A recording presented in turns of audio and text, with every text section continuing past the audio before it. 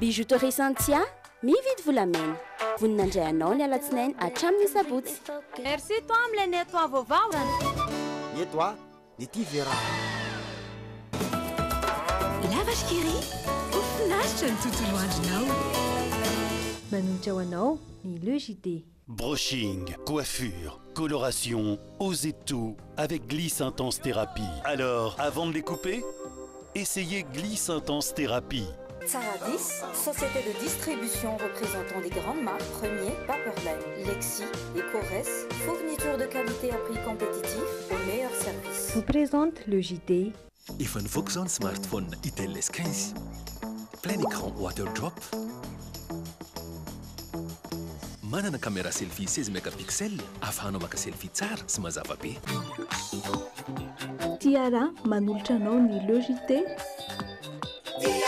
La saveur ultime des fruits. Miarabanao tonga soeto amin'ny Pricodis Ambohibao. Pricodis manolotra anao Le JT.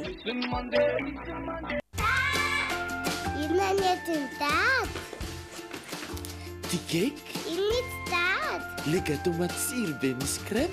Tsy mitsahatra mikaroka izay tsara ho an'ny zanako sy Lipi. Enao koa raha tianao ny zanakao, safidio sy Lipi. Mitsidika ireo toerana maro eto Madagasikara ato anaty Le JT miaraka amin'ny Saradi. Saradi, nosy iray, tsika iray. Ma safidiko numéro 1 malagasy manolotra ho anao.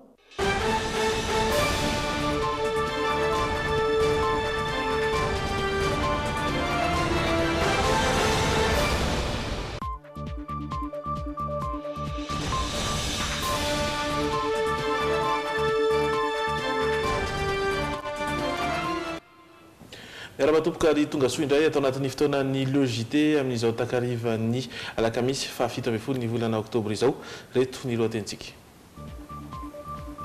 Nosamborona ary notanany Zandary atriny omaly ilay ramatoa mpivarotra hani-masaka voaroroy ho niteraka fahapozinana ara-tsakafo teny Bemasoandro Itosy.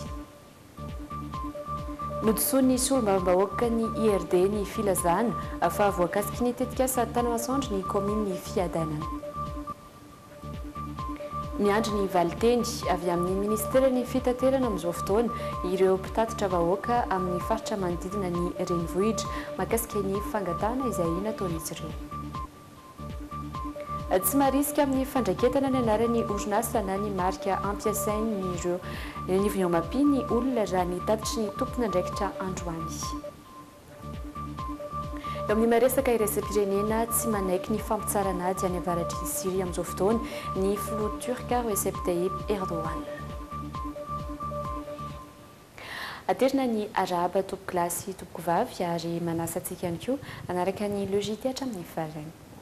Ijery zanam-pandaharana mikasika ny fandaharam-potoana ho an'ny sery ny kolontsaina amin'ity farany herinandro ity isika ao anatin'ny tapany faharoa fa zao aloha avy hatrany dia andao iroso amin'ireo vaovao izay vahoana ao amin'ity takariva ity.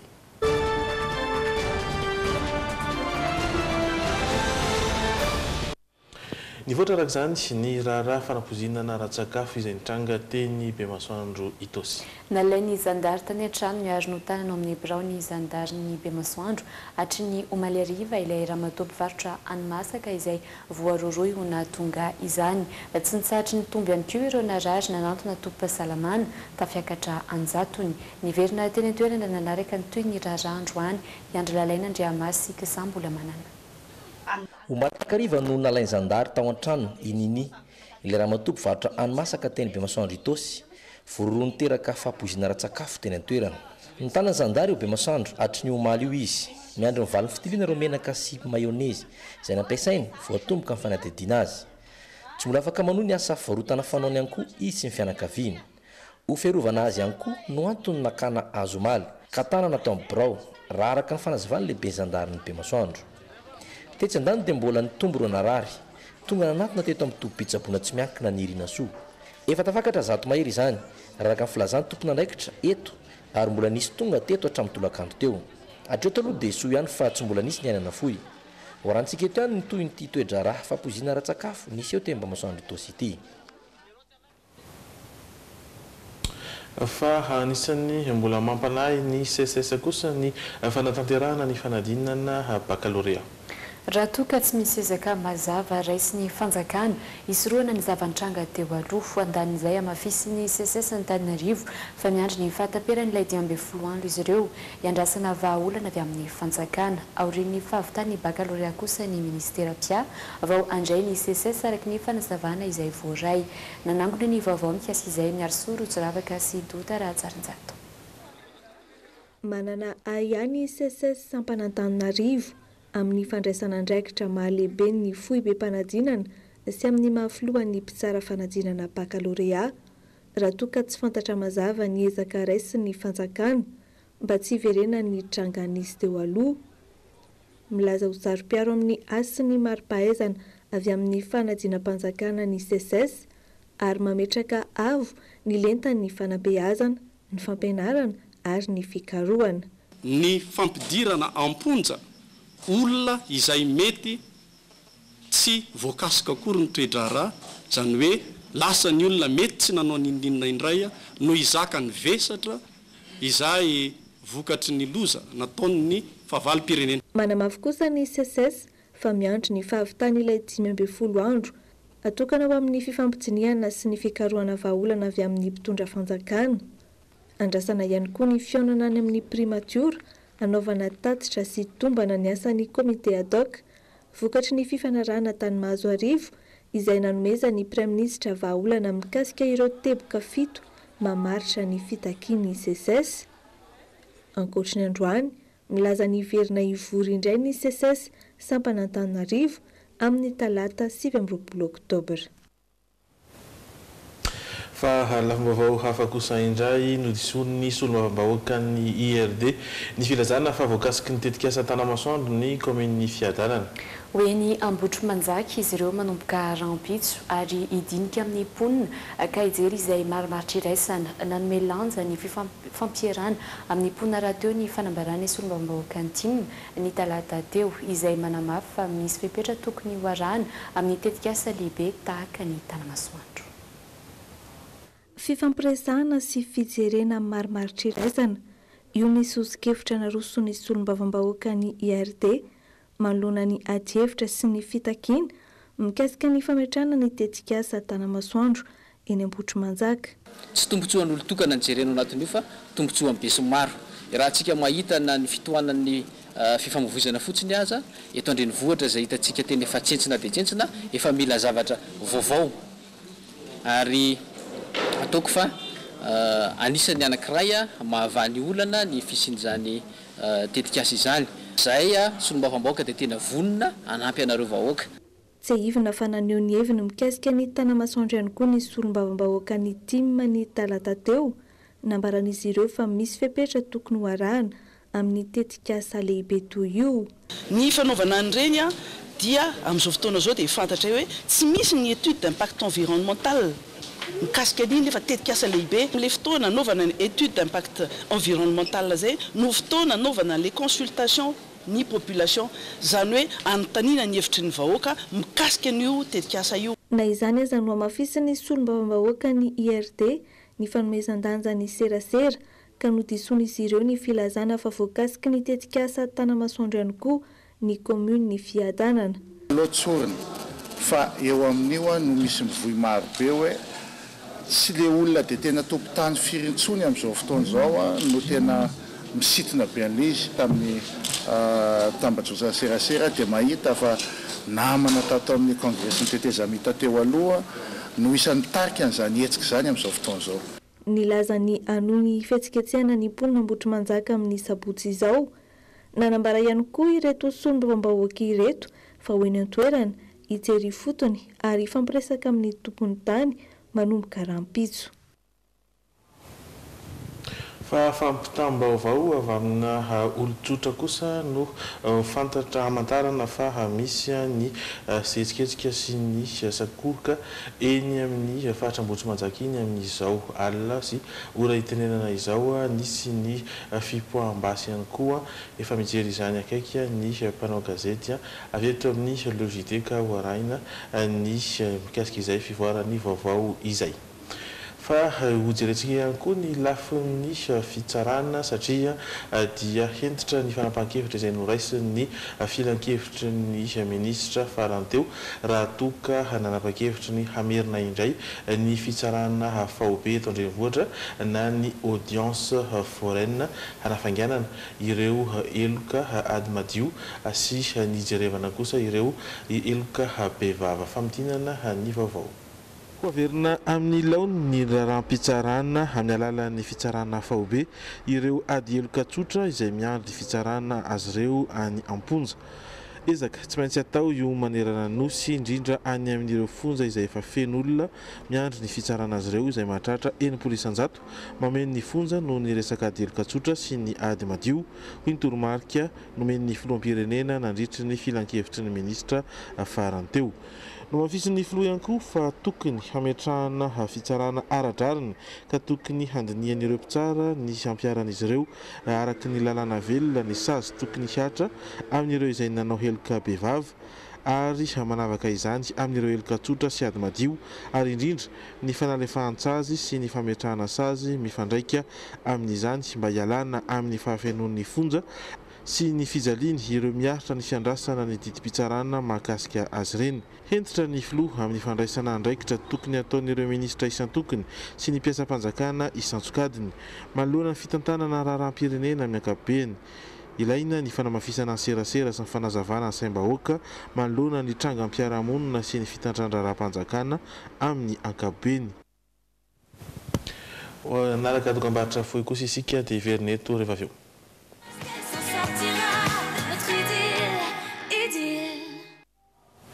Taverna eto amin'ny logité isika ary miditra amin'ireo vaovao izay fanampiny amin'izay fanomanina ho an'ity takariva ity fa misy nefany ny fanampim-baovao amin'ny izay hetsika sy ny korontana izay misy eo eny Ambohitrimanjaka eny amin'izao takariva izao araky ny fanampim-baovao izay azonao tena toerana dia nisy ny andian'olona maromaro nandà ny fidinana ifotona nataona tompona andraikitra avy amin'ny tetikasa tana masoandro arivio tonga nanaparitaka ny fisakanana izay nataon'ireo mponina ny mpitandro ny filaminana nampiasa bala tena izy ireo mpitandro ny filaminana ireo raha ny fanazavan'ny mponina eny an-toerana amin'izao fotoana izao. Nisy ihany koa ny olona izay nosamborona mbola ho ampitaina eto an-trano moa ny andinindininy izay vaovao izay. Fa andrasana kosa ary ny valinteny avy amin'ny ministeran'ny fitaterana amin'izao fotoana izao ireo mpitatitra vahoaka amin'ny faritra manodidina ny renivohitra no miandry izany mikasika ny fangatahana izay nataon'izy ireo. Fantatra ihany koa fa manana vinavina ny ametraka GPS amin'ireo fiara fitaterana ireo mpitatitra entina anaramaso ny zotra sy anatsarana ny kalitaon'ny fitaterana. Fenoaza Ariane Zdolfa Rakotoniaina no mitatitra ny vaovao antsika. Efa maro amin'ireo fiara fitateram-bahoaka eto andrenivohitra sy ny manodidina no mampiasa ny GPS, teknôlôjia vaovao entina anarahana avy lavitra ny dian'ny fiara sy ny ijerena ny fanajany ny zotra misy azy. Ny fampiresaka ireo mpitatitra sy ireo kooperativa ny mahakasika izay, ijerena ny marimaritra iraisana amin'ny ampiarana izany amin'ny fiara fitateram-bahoaka rehetra. Andalam-pandiniana izany amin'izao fotoana. Ankoatra izay, isy ny fampiofanana ireo mpiantsehatra mivantana amin'ny asa fitaterana dia ireo mpamily sy ny mpanampy azy. Rehefa niraisina teo moa ny hevitry ny izay efa mampiasa GPS sy ny filohana kooperativa izay ametraka ny fampiofanana dia nandeha teo ny tatitra isan-karazany dia hita le izy fa misy zavatra tsokony ifampijerevana aingana dia aingana eo amin'ny ministeran'ny fitaterana sy ny mpitatitra ato amin'ny zotra manodidina Antananarivo izay efa nametrahanay fangatahana fiaonana tao amin'ny Andriamatoa ministra ny fitaterana fa mbola tsy voavaly izay hatramin'izao eo amin'ny efa tapa-bolana lasa izay. Maro amin'ny fiara fitateram-bahoaka amin'izao fotoana no tsy manaja ny zotrany, miverina an-dalana rehefa tratralina na anaty fitohanana. Etsy ankinany, mbola mitohan-trano ny disadisa eo amin'ny trano fiantohana mamasy ireo mpitatitra mpikambanao sy ireo mpiasa noroaina. Nambaran'ireo mpitatitra fa tsy ankasitrahan'izy ireo hatrany ny fijanonan'ireo mpikambana ao amin'ny filankevim-pitantanana, tokony hisy ho izy ireo ny fanovana. fa lafim-baovao hafa kosa indray hanisy ny vaovao izay voaraiva eny amin'ny polisy-pirenena satria dia nahazo fiarovana sy akanjo tsy laitra ny bala ny polisy-pirenena.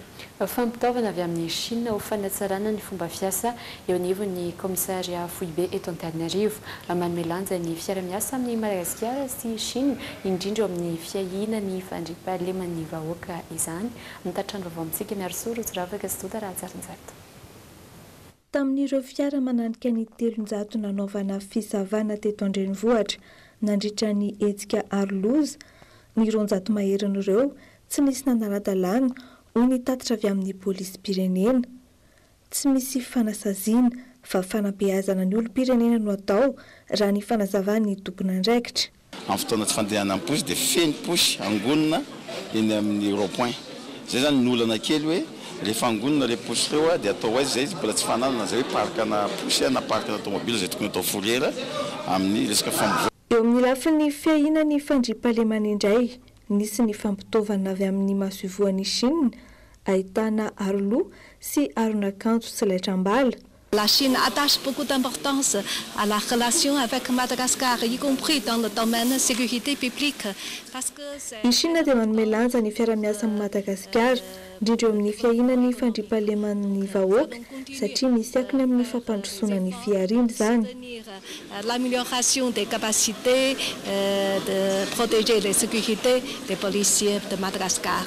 Tafiditra ao anatin'ny fanatsarana ny fomba fiasan'ny komisaria central eto Antananarivo ireo fitaovana vaovao ary efa nisy talohan'izao ny fampiofanana nomenan'ny polisy tany an-toerana.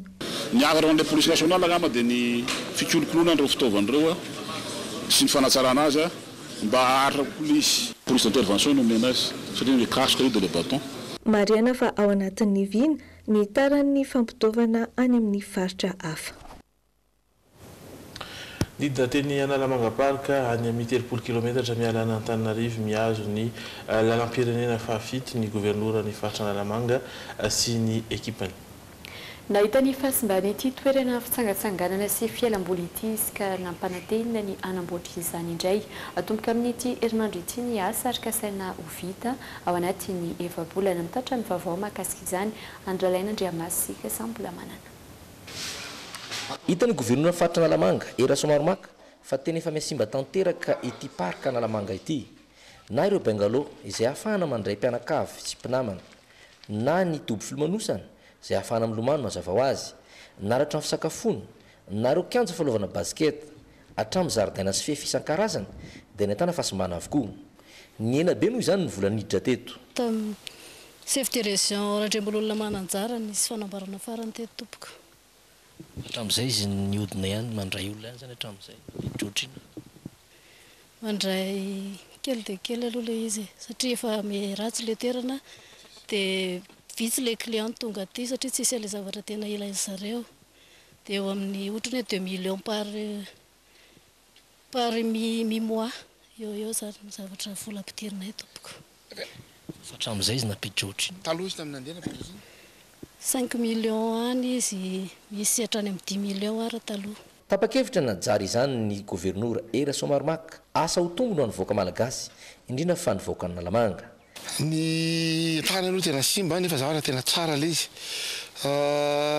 Efa ela ny eritreritran'izy ity dia izay nanaovana hoe anaovantsika profo mivaingana ilay izy hoe ho atsara antsika tena tsara izy ity. Misy may eo misy tsy voakarakara efa ratsy tanteraka efa tsy azo ipetrahana intsony fa ny zavatra atao tonga dia hiasitsika atombotsika an'ity satria tia mety misy teny hoe tsy maiky fa tia fananan'ny région mihitsy tia ary efa nisy volana tokana ho an'izany na dia mbola tsy ampy ary dia ezakatsika ny hitady vola amin'ny tanan'ity tsara tare ataontsika toerana fivainianana filalaovana fitsangatsangana ataontsika mahafinaritra be ity. Anomboka amin'ny terinandro ity ny asa ary haritra efa-bolana eo nampanantena efa ny gouvernora era Somaromaka fa efa afaka handray olona ity anomboka ny faran'ny taona ho avy izao. Anisan'ny mampiavaka ny orinasa iray ny anarana entiny izay tsy azo adikana ampiasain'ny olon-kafa intsony rehefa nandalo teny amin'ny ofisy malagasy misahana ny fananana industrialy. Maro ny ireo mpamokatra malagasy no tsy marisika amin'ny fandraketana ny anaran'ny orinasa na ny marika ampiasain'izy ireo eny anivon'ny Omapi. Fenoaja Ariana Zdolfa rakotoniana. hatramin'ny niforonany tamin'ny taona 470 anarivon'ireo orinasa nametraka ny anarany eo anivon'ny OMAPI mba ho fiarovana ny vokatra sy mba ampiavaka izany eo amin'ny tsena sy ny fiarahamonina amin'ny ankapobeny. Fanaony avy eto amin'ny ofisy malagasy ny fananana industrialy ny midina ifotony mijery ireo mpamokatra tompony orinasa mba andray fanapahan-kevitra hiaro ny vokatra izy ireo. Tao anatin'izany anefa maro ireo vokatra everina fa efa voarakitra ao amin'ny ankotorin'ny OMAPI no mbola tsy nisy nanao fanambarana fa azy ireo ilay vokatra. Raha iteny ianao hoe OMAPI ve no anatona ny papier antemoro, le izy manko tsy fantanao iza le papier antemoro, iza le olona tsy fantatra ne, fa raha fantatra izy alefa zoty izy resaka aminay. Dikan'izay dia izao ho atsika tanora zany mamita hevitra ihany aho hoe pesaka ny zavatra tokony atao eto. Io zavatra io aneka raha avadikanao tsy haiko zavatra mampidi-bola alimaginy raha isy valone tonga dia fantan'ny olona, zavatra efa fantan'ny olona le io, fa ianao zany no betsaka ny olona mangalatra ny anaty vanidy Madagasikara nefa tsy vanidy Madagasikara kosa. Ohatran'izany koa tiako papier antemoro nefa tsy papier antemoro akory. Ho atao fananam-pirenena ohatra atsoatsy ny Berose hojerena manokana ny sanda ho ampiarina eo amin'ny sehatra iraisam-pirenena. Nahazo ny mari-pahafantarana ISO 9001-2015 ny OMAPI noho ny ezaka vitany ity andrim-panjakana ity tao anatin'ny taona ny fandimby. Anisan'ny ezaka lehibe ny famadihana ho nomerika ny fandrafetana ireo antontan-kevitra rehetra efa nisy, fiara-miasa amin'ny fikambanana maneran-tany ny fananana industrialy. Fa nahitam-pahombiazana kosa ny hetsika ny vinako karakarain'ny mainty molaliny tsirono mandidy ny herinandro lasa teo. Mikendry ny famporisiana ny tanora any an-toerana isafidy tsara ny lalakizorany ao reny ny fahazonana ny baccalauréat na eo amin'ny lalam-piofanana tiany izany na eo amin'ny asa sahaza azy ihany koa. Naritra 2 andro ny hetsika ny vinako ankoatry ny fampiratiana dia natokana nanaovana famelabelaran-kevitra sy nanomezana torohevitra mahakasika ny fianarana sy ny asa ny andro voalohany. Hitana indrindra izany ihany koa ny torohevitra mahakasika ny fomba ahazoana vatsim-pianarana sy torolalana amin'ny fandrarana mitondra ny fanampy-panazavana ireo tanora mainty molala mitarika ity hetsika ity. Raha mahakasika ny hetsika no jerena foy dia afa-po ny fikarakara satria nahitana sokajy-olona maro samihafa nandritra ny hetsika na ray aman-dreny io na tanora io indrindra mpianatra moa zany izay tena sidra ny hetsika ity mampandrosoana ny tanàna tsoro mandidy ny tanjon'ny mainty molala arak'izany dia ezaka hitondra hatrany zava-baovao amin'ny tanàna sy indrindra fanampiana ny tanora ihany koa dia mainty molaly tsoro mandidy. Efa misokatra ho antsika rehetra ny Man VS Food etsy Analakely. Toeram-pisakafoana natao ho an'ny be sy ny maro ahitana karazana sakafo maro ihany koa misokatra ny alatsinainy hatramin'ny asabotsy. Mitohy hatrany ny fanomezana fahafa-po antsika mpanjifa ety amin'ny Man VS Food Analakely misokatra ny alatsinainy ka hatramin'ny asabotsy. Ora fisokafana amin'ny 7 ora maraina ka hatramin'ny 5 ora hariva. Misy sakafo karazany maro amin'ny vidiny sahaza izany. Nafinaritra tokoa fa maro dia maro ilay olona tonga namaly ny antso tatao amin'ny Man VS Food Mata ilay atao Analakely. Efa be da be tokoa nareo no tonga nanandrana ary miteny hoe nankafy an'ilay vokatra atolotray. Toy amin'ny concept nataony ato izay foana hoe revy amerikanina ilay revy sakafo be da be tsy lany lanina zany ny atolotray matsiro ampy ho an'ny rehetrarehetra foana ilay izy fa zavatra mampiavaka tena mampiavaka an'ilay izy dia izao ny sakafo anankiray matetika tsy lanin'olona anankiray zay sakafo plat ray tsy lanin'olona anankiray zay zany ny atao aminay betsaka matsiro. Zavatra rehetrarehetra eto dia nezana ho abordable à partir ny 8000 ariary efa misy sakafo efa abordable be. Raha groupena ankizy 10 ianona ianao no tonga eto emplacement mihitsiny ny budget ana 40000 ariary tena hoe voky ianao manara-po atao amin'ny Man VS Food Mata. Manentana antsika ro tonga ety amin'ny Man VS Food Analakely mahafa-po ny fandraisana sy ny kalitao sakafo marina fefa hisokatra ihany koa ny Man VS Food eny Analamahitsy sy Ampasan'ny Malo. Any ivelany indray mandany ny fampiresahana sy ny fampitsaranady rehetra any avaratra Syria amin'izao fotoana izao ny filoha turka Recep Tayyip Erdogan raha nanao fanambarana omaly. no mafisy ny fahalalatokana mety ampifarany izao etsika fampandriana fahalemana izao ny fialany ireo kurda amin'ny sistany Turquie tato anatiny izay valony izay nefa dia tafiakatra raiky amin'ny fitopolo ireo sivily namony ainy anjatony mahery teo ihany koa ireo miaramila lindao sy ny fahafatesana raha nitatitra ny safandraria siriana momba ny zon'olombelona. Fifampifirana tsy misy fandrenesana toy izao no misy aty avaratry Siria amin'izao fotoana. 7 andro aty aoriany nidirany miaramila turka ho fampandriana fahalemana araky nambarany Flou Recep Tayyip Erdogan. Eto Rasaleim vao maika miamafy kokoa ny fifandonana. Tsy manaiky lembenana manoloana ireo daroka bomba ataon'ny miaramila turka mantsy ireo kurda izay tohandrany miaramila siriana. Ireto farany izay tsy hivona fa nivondrona ho iray anoeran'ireo miaramila turka izay tsy mitsatry ny mahazo vahana aty avaratry Siria. Hatreto aloha dia mbola voafeny miaramila ny fitondrana siriana ny eto Minbej, tanany iray aty atsinanan'ny Siria. Na izany aza, ireo mponina trano no mizaka ny tserany aina manoloana ireo po basy re isa minitra. Izay efa andeha atoriny mihitsy no nahare po basy maro, niororo fatratra ireo vady aman-janako. Tsy mbola hitsatra toato mihitsy anefa ity fidirana an-tsehatry ny miaramila turka aty avaratry Siria ity, ho fanamafisana ny fiarovana ny sistan'ny Turquie. Mandany fifampiresahana sy ny fampitsaharan'ady rehetra ny filoha turka Recep Tayyip Erdogan raha nanao fanambarana omaly. No mafisy ny fahalalatokana mety ampifarana izao etsika fampandriana fahalemana izao ny fialany ireo kurda amin'ny sistan'ny Turquie. Mariana nefa fa ankoatra ny filoha frantsay Emmanuel Macron sy ny chancelière allemande Angela Merkel dia efa nanao antsoavy ny hialan'ny miaramila turka ao avaratry Siria ihany koa ny filoha amerikanina. Tato anatin'izay andro vitsivitsy izay tafakatra raiky amin'ny fitopolo ireo sivily namony ainy anjatony mahery teo ihany koa ireo miaramila nindao sy ny fahafatesana raha nitatitry ny sapandrara siriana momba ny zon'olombelona. Mavesatra ny fahavoazana saingy samy miziriziry amin'ny heviny ary tsy misy mety milefitra ny andaniny sy ny ankilany andrasana ny mety ho fiovan'ny toedrara. Ao Guinée kosa indray manohitra tanteraka ny mbola hitondran'ny Flou Alpha Condé fanotelony indray ireo Guinéana amin'izao fotoana raikitra noho izany ny fidinana an-dalambe izay niafara tamin'ny fifandonana tamin'ireo mpitandro filaminana raha nitatitra izay mbola tsy ofisialy dia manodidina ny 10 ireo namony ainy ary 10 no naratra ny andron'izay fihetsiketsehana izay. Manjaka ny korontany eto Guinée amin'izao fotoana izao vao maraimbe dia efa raikitra ny fifandonana eo amin'ireo mpanao fihetsiketsehana sy ny mpitandro filaminana.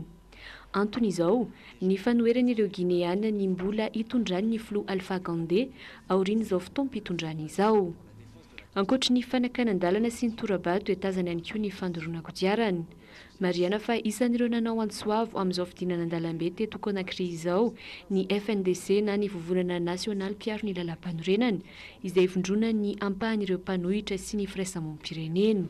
On ne veut pas un troisième mandat, on ne veut pas une... Tsy mila femtom-piasana fahatelo ho an'ny Flou Alpha Condé intsony izahay. Tsy mila lalam-panorenana vaovao na fitsapahakevim-bahoaka. Ny angatahanay dia ny alany amin'ny fitondrana rehefa vita ny mandany ka hanomezan'ny fahefana ho an'ny Flou vaovao hafa indray. Manda roa ihany no ekenay fa tsy manaiky ny mbola hitondrany amin'ny taona ho avy manaraka eo indray izahay. Manoloana ity fihetsiketsehana faobe ity dia nanome baiko entitra ny tsy lefitra amin'ireo mpitokona ny gouvernement teto Guinée. Rakotra mpitandro filaminana ny tanànan'ny Conakry, renivohitry Guinée, mangina ny tanàna ary mikatona avokoa ireo toeram-pivarotana. Ireo lehibe ny mpanohitra toa ny Cellou Dalein Diallo dia tsy nahazo alalana nivoaka. Tsy eto Conakry ihany fa faritra maro eto Guinée no ahitana fihetsiketsehana tahaka izao. Namaly ny antso ny FNDC ny mponina, naomby ny hetsika ho anay, io nambarainy ity farany. Mbola mitoetra amin'izao ny antsoava ataon'ireo antoko-mpanohitra isan-tsokajy ny hanamafisana ny etsim-panoherana eto Guinée amin'izao. Raha nitatitra mbola tsy ofisialy dia manodidina ny 10 eo ireo namony ainy ary 10 no naratra ny andron'ity fihetsiketsehana ity. Fa hampatsahivana aminao ny vaovao izay nisongadina tamin'ity takariva ity nosamborona ary notanan'ny zandary hatry ny omaly ilay raha matompivarotra hani-masaka voaroroy niteraka fahampozinana ara-tsakafo teny be masoandro. ary nodisony solombavam-bahoaka ny ERD kosa ny filazana fa voakasiky ny tetikasa Tanamasoandro ny commune fiadanana afantarana ihany koa fa izao arivo izao dia misy ny savorovory nateraky ny fidinana ifotony nataony tompona andraikitra avy amin'ny Tanamasoandro niteraka fandraisana andraikitra avy amin'ny mpitandro filaminana ny poana basy naratrana olona ary nisamborana olona ihany koa izany. Andrasana kosa ny vaniteny avy amin'ny ministera ny fitaterana amin'izao fotoana izao ary ireo mpitatitra ny vahoaka eny amin'ny faritra manodidina renivohitra no mangataka izany mikasika ny fangatahana izay nataon'izy ireo eo amin'ny sehatra fandrarana tsy maharisika amin'ny fandraketana ny anaran'ny orinasa na ny marika ampiasain'izy ireo eny anivon'ny OMAPI ny olona raha nitatitra nataon'ireo tompona andraikitra.